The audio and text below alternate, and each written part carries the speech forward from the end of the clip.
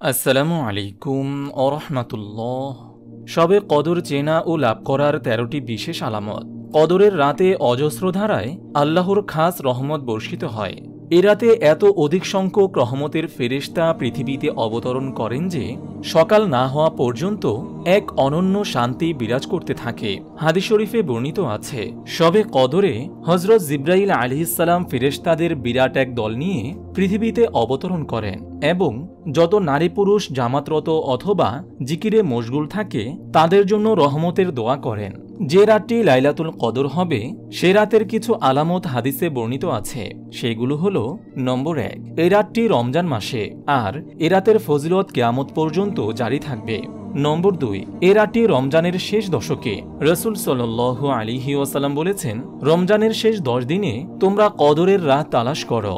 নম্বর ৩, রাসূল সাল্লাল্লাহু আলাইহি ওয়াসাল্লাম বলেছেন, তোমরা রমজানের শেষ ১০ দিনের বেজোর রাতগুলোতে কদরের রাত খোঁজ করো। নম্বর ৪, এ রাত রমজানের শেষ ৭ দিনে হওয়ার সম্ভাবনা বেশি। রাসূল সাল্লাল্লাহু আলাইহি ওয়াসাল্লাম বলেছেন, যে ব্যক্তি লাইলাতুল কদর অন্বেষণ করতে চায় সে যেন রমজানের শেষ ৭ রাতের মধ্যে তা অন্বেষণ করে। নম্বর ৫, রমজানের ২৭ রজনী লাইলাতুল কদর হওয়ার সম্ভাবনা সবচেয়ে বেশি।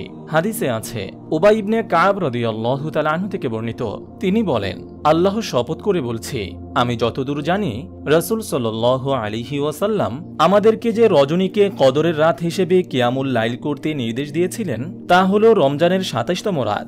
আব্দুল্লাহ ইবনে ওমর রাদিয়াল্লাহু তাআলা আনহু থেকে বর্ণিত, রাসূল সাল্লাল্লাহু আলাইহি ওয়াসাল্লাম বলেছেন, যে ব্যক্তি কদরের রাত অর্জন করতে ইচ্ছুক সে যেন তা রমজানের ২৭ রজনীতে অনুসন্ধান করে।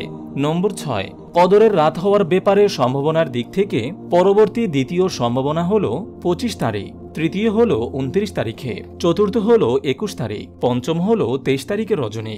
সর্বশেষ আরেকটি মত হল, মহিমান্বিত এ রজনীটি স্থানান্তরশীল, অর্থাৎ প্রতি বছর একই তারিখে বা একই রজনীতে তা হয় না এবং শুধুমাত্র ২৭ তারিখেই এই রাতটি আসবে তা নির্ধারিত নয়। আল্লাহর হিকমত ও তার ইচ্ছায় কোনো বছর তা ২৫ তারিখে, কোনো বছর ২৩ তারিখে, কোনো বছর ২১ তারিখে, আবার কোনো বছর ২৯ তারিখেও হয়ে থাকে। নম্বর ৭, রাতটি গভীর অন্ধকারে ছেয়ে যাবে না। নম্বর ৮, নাতিশীতোষ্ণ হবে, অর্থাৎ গরম বা শীতের তীব্রতা থাকবে না।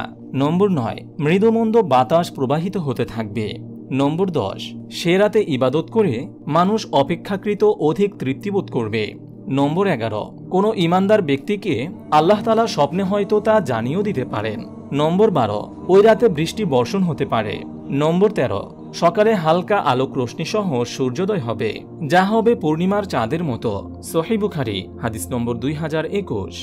আপনি যদি এরকম ভিডিও আরও পেতে চান তাহলে এই চ্যানেলটি সাবস্ক্রাইব করে পাশে রাখা বেল আইকনটি অন করে দিন।